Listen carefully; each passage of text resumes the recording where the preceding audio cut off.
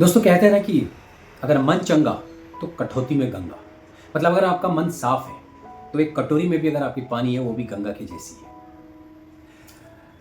कहते हैं कि अगर आपका मन साफ है तो आपके सारे जो तीर्थ धाम यात्रा जो भी है वो सब आपके दिल में है। ईश्वर आपके घर पे है। क्योंकि आज की जो मैं आपको कहानी बताने जा रहा हूँ ये कहानी ऐसी इसी पे आधारित है। कहते हैं ना कि भक्ति धर्म प्रेम भाव इन सब के लिए ना किसी जाति धर्म या कोई बाउंड्री या बॉर्डर्स की जरूरत पड़ती है। इसीलिए ना इसकी कोई ज्ञान शिक्षा की जरूरत पड़ती है। क्योंकि अगर दिल से की हुई कोई भी चीज़ उसके लिए कोई क्राइटेरिया कोई कंडीशंस नहीं होता है। ये मायने नहीं रखता कि सामने वाला जो दिल से कर रहा है वो शिक्षित है या अशिक्षित है। बस उसका जो मायने रखता है वो है ऊपर वाला का दिया हुआ वो दिल जो इंसान के सीने में धड़कता है। और इसके लिए कहीं दूर जाने की जरूरत नहीं है मेरे दोस्तों। इसके लिए मैं आज आपको एक बहुत अच्छी कहानी दिखाने और सुनाने जा रहा हूँ। तो प्लीज इस कहानी को जरूर देखें। शिवलिंग पर पैर रखने वाला यह भक्त कौन है?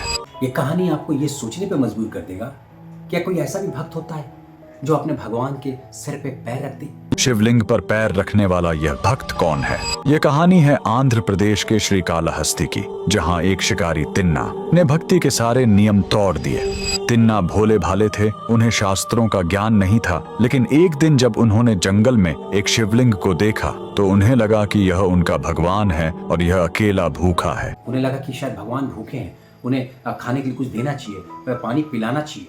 तो आगे कनप्पा क्या करता है आगे देखिए। तिन्ना ने उसी पल शिव को अपना भगवान मान लिया। वह दिन भर जंगल में शिकार करते और शिकार से लौटने के बाद रात के गहरे अंधेरे में शिवलिंग के पास आते थे। तिन्ना की भक्ति अनोखी थी। वह स्वर्णमुखी नदी से मुंह में पानी भरकर लाते थे और शिवलिंग को नहलाते थे और खाने के लिए खुद शिकार करके सबसे बढ़िया मांस अर्पित करते थे। अब सोचिए ऐसा कोई कर सकता है भक्त? लेकिन नहीं, क्योंकि वो जनजाति थे, ट्राइबल थे। उनका जो दिलो दिमाग में था उन्होंने अपने हिसाब से किया। लेकिन किस हिसाब से किया उन्होंने अपने दिल से किया। जो भगवान को भी दिख रहा था कि कनप्पा अपने दिल से किया, क्योंकि उनको लगता था कि भगवान भूखे हैं। मंदिर के पुजारी सुबह सुबह आते तो देखते शिवलिंग पर मांस के टुकड़े और जूठन पड़ी है। पुजारी कन्नप्पा की इस अपवित्र पूजा से बहुत दुखी थे और बार बार मंदिर साफ करते थे। उन्होंने दुखी होकर भगवान से गुहार लगाई कि यह घिनौना काम कौन कर रहा है। तो फिर भगवान की लीला तो अपरंपार, वो समझ रहे थे सब, क्योंकि वो जानते थे कि मेरा भक्त कैसा है। तब एक रात भगवान शिव ने पुजारी को सपने में दर्शन दिए और कहा, घबराओ नहीं, कल तुम छिप कर देखना, मैं तुम्हें उस भक्त की सच्ची भक्ति दिखाऊंगा। और उस पुजारी जी ने देखा कि अगली रात पुजारी छिप कर देख रहे थे। कन्नप्पा अपनी रोज की तरह पूजा करने आए। तभी शिवलिंग की दाईं आंख से अचानक खून बहना शुरू हो गया। कन्नप्पा घबरा गए। उन्होंने जड़ी बूटियां लगाई लेकिन खून नहीं रुका।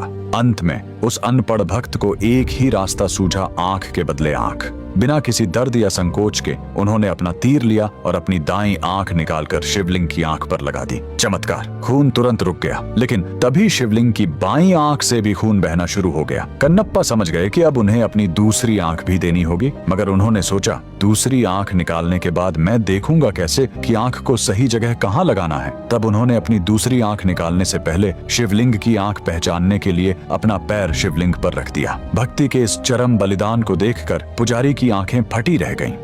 पुजारी जी भी देखकर एकदम आश्चर्यचकित हो गए, एकदम अचंभित हो गए कि ये क्या हो रहा है, ये कैसा भक्त है जो भगवान के लिए इतना त्याग है, जो ये जानते हुए कि अगला उनको तकलीफ है। भगवान शिव साक्षात प्रकट हुए। उन्होंने कन्नप्पा को गले से लगाया और उन्हें मोक्ष प्रदान किया। तो देखा दोस्तों, अंततः भगवान को भी अपने भक्त की भक्ति देखकर प्रकट होना पड़ा और उसे गले से लगा लिया। जिस जगह कन्नप्पा ने यह बलिदान दिया वह आंध्र प्रदेश का श्रीकालहस्ती है। इस जगह का नाम यहाँ के 3 पुराने भक्तों पर पड़ा है। श्री यानी मकड़ी, काल यानी सांप और हस्ती यानी हाथी, जिन्होंने यहाँ स्वर्णामुखी नदी के किनारे स्थित वायुलिंगम की पूजा कर मोक्ष पाया था। कन्नप्पा का बलिदान जिस जगह पर हुआ वह वायुलिंगम मंदिर के बगल में है और इसे कन्नपेश्वर पर्वत कहा जाता है। यहीं कन्नप्पा ने अपना नेत्र अर्पित किया था। मंदिर तक पहुंचने के लिए लगभग 325 सीढ़ियां चढ़नी पड़ती हैं। ऊपर आपको भक्त कन्नप्पा का मंदिर मिलेगा और उसके ठीक ऊपर भगवान गौरी शंकर की एक विशाल श्वेत प्रतिमा है। ये थी कन्नप्पा की भक्ति। भक्त कन्नप्पा के इस बलिदान के लिए कमेंट में हर हर महादेव जरूर लिखें।